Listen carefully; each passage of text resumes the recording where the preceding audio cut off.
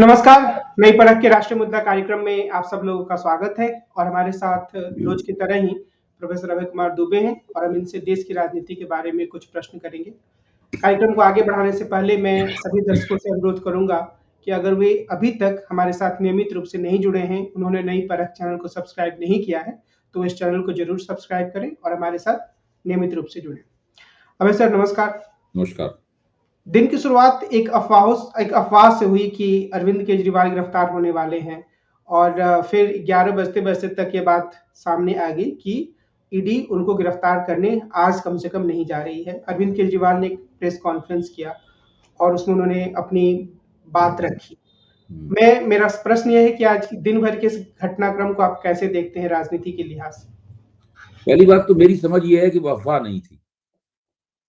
वो ईडी वास्तव में एनफोर्समेंट डायरेक्टरेट वास्तव में अरविंद केजरीवाल को गिरफ्तार करने वाली थी और उसके लिए पूरी तैयारी कर ली गई थी। जहां पर दिल्ली के मुख्यमंत्री का घर है उसके आसपास की तमाम सड़कों पर भारी पुलिस का बंदोबस्त कर दिया गया था, क्योंकि अगर जैसे ही गिरफ्तारी की अफवाह फैलती, गिरफ्तारी की खबर फैलती, आम आदमी पार्टी के कार्यकर्ता उधर झपटते और वहां पर एक बहुत बड़ी राजनीतिक गोलबंदी वहां पर हो सकती थी। लेकिन आम आदमी पार्टी को पहले से इस बात का पता लग गया। उन्होंने इस बात को, इसकी पोल खोल दी, मीडिया में ये बात चली गई और जब ये मीडिया में बात चली गई तब फिर रणनीतिक रूप से प्रवर्तन निदेशालय ने तय किया कि वो अरविंद केजरीवाल की अभी गिरफ्तारी नहीं करेगी, क्योंकि वो चाहती थी कि आम आदमी पार्टी का ये जो दावा है, इस दावे को वो गलत साबित करे। लेकिन सब लोग जानते हैं कि राजनीति के खेल कैसे खेले जाते हैं और अरविंद केजरीवाल एक जबरदस्त रणनीतिक मानस के स्वामी हैं और इसलिए उन्होंने जिस तरह की रणनीति अपनाई है कि ईडी की गिरफ्तारी को जुल देने की, वो अपने आप में बेमिसाल है। मैं ये नहीं कह रहा हूं कि वो अंततः गिरफ्तारी से बच निकलेंगे या ईडी उन्हें गिरफ्तार नहीं कर पाएगी, मैं ये नहीं कह रहा हूं। मेरा तो मानना है कि ईडी उन्हें गिरफ्तार कर ही लेगी। लेकिन आप ये देखिए कि उन्होंने ईडी को उलझन में जरूर डाल दिया और उसकी समझ में नहीं आ रहा है, मतलब अरविंद केजरीवाल को गिरफ्तार करना इतना सीधा सरल नहीं रह गया। पहला तो ये था कि वो एक न एक दिन आएंगे पूछताछ के लिए, वहीं बैठा लेंगे उनको और कहेंगे दिन भर की पूछताछ करेंगे, कह देंगे आपको गिरफ्तार हमने कर लिया। तो ये लेकिन केजरीवाल ने जो रवैया, केजरीवाल ने उनसे सवाल पूछे, उनसे पूछा कि भाई बताइए हमें आप किस हैसियत से बुला रहे हैं। अब तो उन्होंने कहना शुरू कर दिया है कि पूरी तरीके से जो नोटिस हैं ईडी के सम्मन है वो गैर कानूनी है और कानूनी सम्मन होंगे तो हम आएंगे उसमें। और जो भाजपा की प्रवक्ता बांसुरी स्वराज टीवी पर थी और वो बार बार कह रही थी कि मुख्यमंत्री के लिए भी कानून वही होता है जो किसी साधारण व्यक्ति के लिए होता है। तो मैंने उन्हें याद दिलाया कि अगर पूरी चर्चा के केंद्र में मुख्य बात यह है कि कानून सबके लिए बराबर होता है, तो आप बताइए कि फिर पोक्सो मामले में मुकदमा दर्ज हो जाने के बाद में ब्रजभूषण शरण सिंह को गिरफ्तार क्यों नहीं किया गया? उन्हें दिल्ली पुलिस ने इतनी लंबी छूट कैसे दी कि वो पोक्सो के मामले से निकल गए? आज भी उनके ऊपर यौन शोषण के आरोप हैं।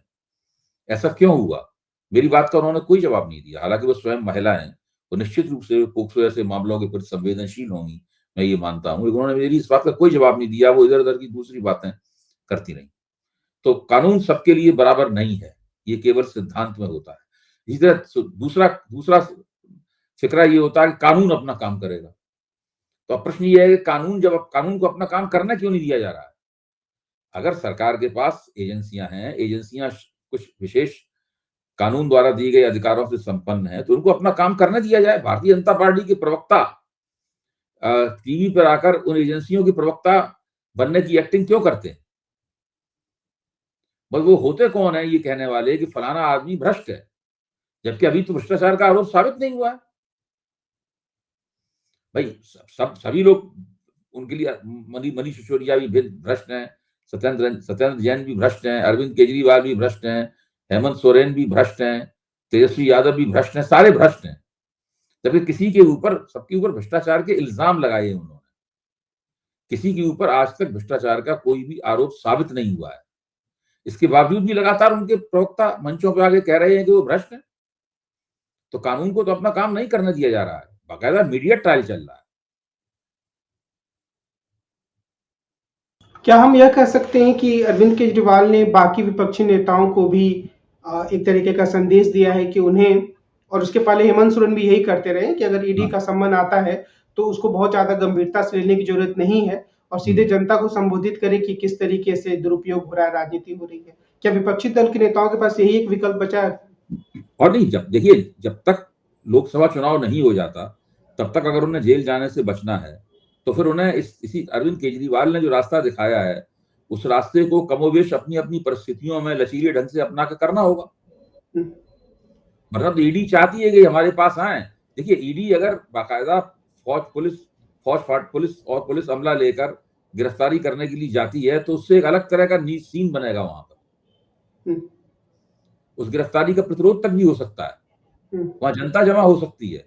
हम्म, जनता जमा हुई तो वहां पर फिर एक अलग तरह की अप्रिय परिस्थिति पैदा हो सकती है, क्योंकि जिन लोगों को ईडी गिरफ्तार करना चाहती है ये सब लोग अपने अपने क्षेत्र के बहुत लोकप्रिय नेता भी हैं। इनके पीछे बड़े पैमाने पर जनता कतारबद्ध होकर खड़ी होती है, गोलबंद होती है इनके पीछे जनता। लोकप्रिय चुने हुए नेता हैं संवैधानिक रूप से। तो इनको जब गिरफ्तार करने के लिए ईडी जाएगी तब दूसरा सीन बनेगा। अभी आएंगे वहां पे ईडी के ऑफिस में उनके सवालों के जवाब देने के लिए उनकी पहले से योजना, जैसे उन्होंने मनीष सिसोदिया को और संजय सिंह को गिरफ्तार करके बैठा लिया है उसी तरीके से इन लोगों को गिरफ्तार कर लेंगे। ये सुविधा देने के लिए ये लोग तैयार नहीं है, ना उन्हें होना चाहिए। ये बात जो बार-बार कही जाती है कि आम आदमी पार्टी के नेताओं को अगर वो निर्दोष होते तब तक जमानत मिल जाती। मनीष सिसोदिया को जमानत नहीं मिली, लंबे समय तक बाकी नेता भी अभी तक जमानत का इंतजार कर रहे हैं। तो क्या ये एक तरीके से आम आदमी पार्टी की स्थिति को कमजोर करता है? देखिए, इन लोगों को पीएमएलए कानून के अंदर पकड़ा गया है। ये एक ऐसा कानून है जो पिछली पिछली सरकार, जो संयुक्त प्रगतिशील गठजोड़ की कांग्रेस सरकार थी, उसके दौरान बनाया गया था। इस कानून के बनाने का मकसद ये था कि जो संगठित अपराधी गिरोह हैं उनके बीच में जो मनी लॉन्ड्रिंग यानी काले पैसे को सफेद करने के लिए जो मनी ट्रेल वगैरह जो पकड़ी जाती है तब ही कानून लागू किया जाता है। लेकिन मौजूदा सरकार ने, नरेंद्र मोदी की सरकार ने इस कानून के अंदर कुछ नए संशोधन किए। वो संशोधन इस प्रकार के हैं कि एक बार इस कानून लगा दिया जाए तो इसमें जमानत मिलना तकरीबन नामुमकिन हो जाता है। और तब इस संशोधन करने के बाद फिर इन कानूनों का अपने राजनीतिक विरोधियों पर इस्तेमाल करना होना शुरू हुआ। आज ही टीवी के ऊपर ये आंकड़ा बताया गया कि 95% जो मुकदमे हैं वो विपक्ष के नेताओं के ऊपर है। तो ये कानून जो कि संगठित अपराधियों के लिए बनाया गया था, गिरोहों की जो आर्थिक गतिविधियां हैं उन आर्थिक गतिविधियों पर शिकंजा कसने के लिए बनाया गया था, उसका राजनीतिकरण कर दिया गया है पूरी तरीके से। और विपक्ष को भ्रष्ट दिखाने के लिए इस कानून का इस्तेमाल हो रहा है। एक बार कोई नेता इसमें पकड़ जाता है फिर उसको जमानत मिलती नहीं है तो इनको और ज्यादा प्रचार करने का मौका मिलता है, देखिए देखिए ये लोग बेईमान है, वरना अदालतें इनको जमानत क्यों ना दे देती। इस मामले को लेकर विपक्षी दल सर्वोच्च अदालत में भी गए थे और वहां से इस बात को, इस पूरी अर्जी को खारिज कर दिया गया और कहा गया कि आपको कानून का सामना करना चाहिए। तो क्या हम ये कह सकते हैं कि अदालत इस मसले की गंभीरता को उस तरीके से नहीं देख पाया जैसे उसे देखना चाहिए, या जैसी स्थिति गंभीर? सवाल ये है कि एक कानून का राजनीतिकरण कर दिया गया है, उसका उसका पॉलिटिकल इस्तेमाल किया जा रहा है उस कानून का। अच्छा, अब ये बात, इसका मुकाबला कैसे किया जाए, ये एक बड़ा जबरदस्त प्रश्न है। इसका मुकाबला करने का एक तरीका ये था कि उसके लिए सुप्रीम कोर्ट जाया जाता। सुप्रीम कोर्ट के सामने दलीलें दी गई, सुप्रीम कोर्ट ने उसको मानने से इनकार कर दिया। मैं इसके ऊपर कोई टिप्पणी नहीं करूंगा कि सुप्रीम कोर्ट ने इसको क्यों नहीं माना, लेकिन इसका मुकाबला करने के लिए विपक्ष कैसे कोई तरकीब इस्तेमाल करेगा। देखिए, सीबीआई जो छापेमारी करती है, इस विपक्ष की सरकारों ने सीबीआई पे अपने प्रदेशों में आने पे पाबंदियां तक लगाई हैं। अशोक गहलोत ने लगाई, ममता बनर्जी ने लगाई कि सीबीआई आएगी तो हम उसको सहयोग नहीं करेंगे, कोई CBI is not welcome in my province, ये सब कहा गया है। तो विपक्ष भी लगातार सोच रहा है कि मोदी सरकार के इन हथकंडों का मुकाबला कैसे किया जाए। तो राज्यपाल लोग कर रहे हैं गड़बड़ियां, तो उसके लिए भी सुप्रीम कोर्ट में मुकदमे लड़े जा रहे हैं। अब ये तो केंद्र सरकार का पूरी तरह से प्रहार है विपक्ष के ऊपर। अब धीरे धीरे करके इनका मुकाबला करने की तरकीबें भी खोजी जाएंगी। ये एक और बात सामने आई है और ये कहा जा रहा है कि मोहल्ला क्लिनिक का जो पूरा मामला है, उसमें भी काफ़ी फर्जीवाड़ा हुआ है। तो क्या हम ये कह सकते हैं कि जो भारतीय जनता पार्टी है, वो जो ईमानदार नेता या कट्टर ईमानदार की अरविंद केजरीवाल की छवि है, उसी पर निशाना साधना चाह रही है? और क्या ये उसके एक अविश्वास को भी दिखाता है कि हम दिल्ली में ऐसा चुनाव जीते, ना जीतें, तो जो सत्ताधारी दल है, उसे हम काफ़ी कमज़ोर कर दें? ये तो है ही, आप बिल्कुल आपने ठीक कहा। उनकी रणनीति ये है कि आम आदमी पार्टी का जो ईमानदारी का दावा है, भ्रष्टाचार विरोधी आंदोलन के परिणाम के तौर पे ये पार्टी राजनीति में उभरी और उसने बहुत जबरदस्त सफलता हासिल की। दिल्ली में वो 3 बार भारतीय जनता पार्टी को हरा चुकी है। पंजाब में उसने कांग्रेस को हराया है और भाजपा को भी साथ में हराया है। तो वो जानती है कि दिल्ली में आम आदमी पार्टी से वो चुनाव नहीं जीत पाएगी। मुझे तो पक्का यकीन है कि अरविंद केजरीवाल को जेल में डालने के बाद भी अगला विधानसभा चुनाव होगा, भारतीय जनता पार्टी उस चुनाव को नहीं जीत पाएगी। जीतेगी आम आदमी पार्टी की। कितना जीतती है, क्या जीतती है, बात अलग है। अभी भी भाजपा दिल्ली में सरकार बनाने की स्थिति में नहीं होगी। तो उसके ये दूसरे तरह का हमला है कि हम पार्टी को तहस-नहस कर देंगे। अब देखिए ये सब राजनीति की टक्कर है, आर-पार की लड़ाई है। बिल्कुल ये लड़ाई सीधी है कि वो भाजपा का मानना है कि हम आम आदमी पार्टी को खत्म कर देंगे, आम आदमी पार्टी का मानना है कि हम बराबर टक्कर लेंगे। ये लड़ाई जारी है, इस लड़ाई का क्या परिणाम होगा इसके बारे में अभी कुछ नहीं कहा जा सकता। आप अक्सर उस कुत्ते की कहानी सुनाते हैं जो अपनी जान बचाने, ये हिरण की कहानी सुनाते हैं जिसमें जान बचाने के लिए भाग रहा था और कुत्ता कहता है कि मैं हिरण के बराबर इसीलिए नहीं दौड़ पाया, उसे नहीं पकड़ पाया। तो अगर हम हिरण के रूपक में अगर विपक्षी दलों को रखें, तो इंडिया गठबंधन की क्या गतिविधियाँ आपको ऐसी लगती हैं कि वो बहुत ही एक जिजीविषा के साथ भाग रहे हैं कि हमें बचना है और इस शासन का मुकाबला करना है? भाई आज मल्लिकार्जुन खड़गे ने कांग्रेस जनों से अपील की है कि उनके पास केवल 3 महीने बाकी बचे हैं, वो एक-दूसरे के खिलाफ बयान देने से बचें और दिन-रात मेहनत करके विपक्ष की एकता और जो चुनाव की तैयारियों को अंजाम दें। आज उन्होंने ये बात कही है। तो मैं ये कहूँगा और आप भी इस बात को मानेंगे कि ये कहने में उन्होंने बहुत देर लगा दी। तो हिरण की तरह तो ये आचरण नहीं कर रहे हैं, जो जान बचाने के लिए भाग रहा था। शिकारी और शिकारी कुत्ता दोनों, शिकारी और शिकारी का कुत्ता दोनों उसे पकड़ने में नाकाम रहे। तो मुझे तो लगता है कि विपक्ष ने काफ़ी देर कर दी है।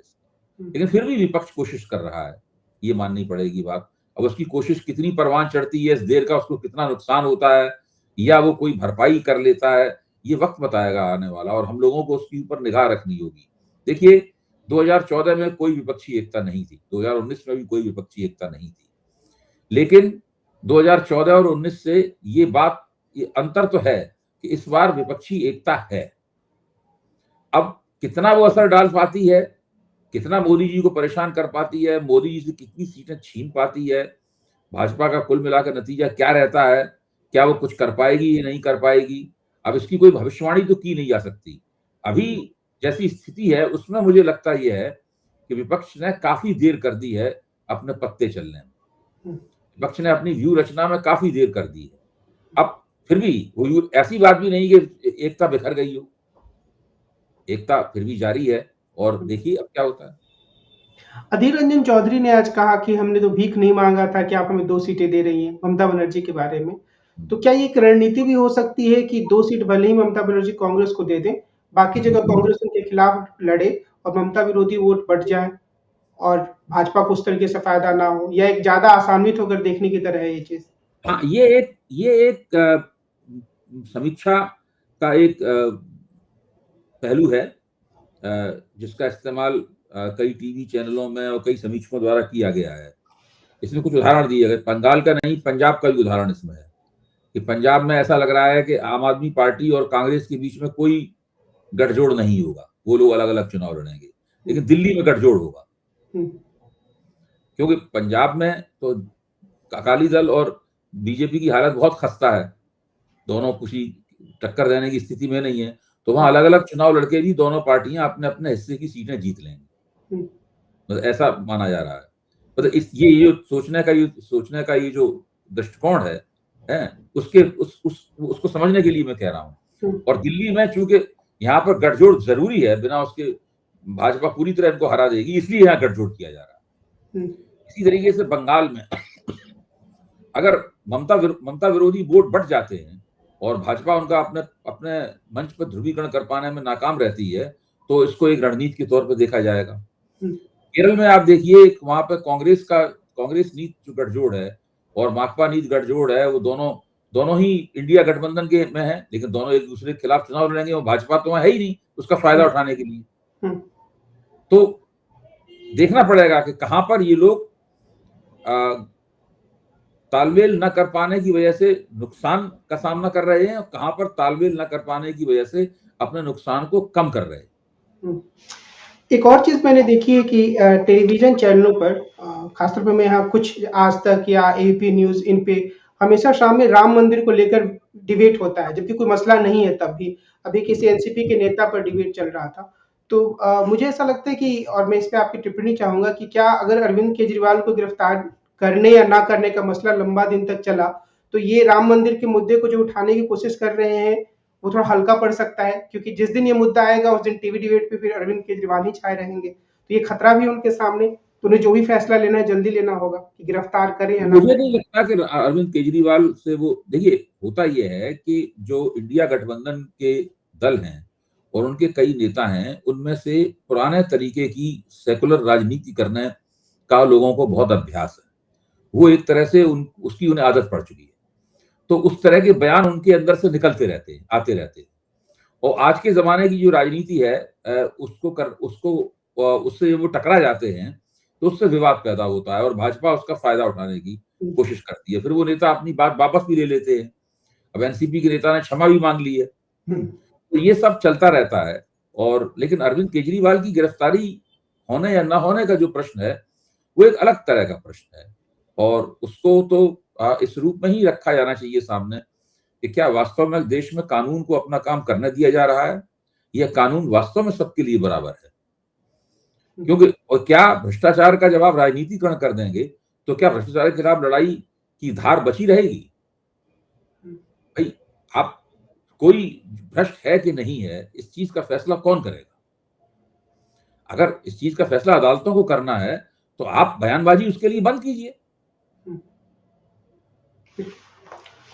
आज की बातचीत को हम यहीं विराम देते हैं। हम कल फिर मिलेंगे और देश से जुड़े कुछ प्रमुख मुद्दों पर प्रोफेसर अभय कुमार दुबे से बातचीत करेंगे। आज की बातचीत के लिए सर आपको बहुत बहुत धन्यवाद। नमस्कार।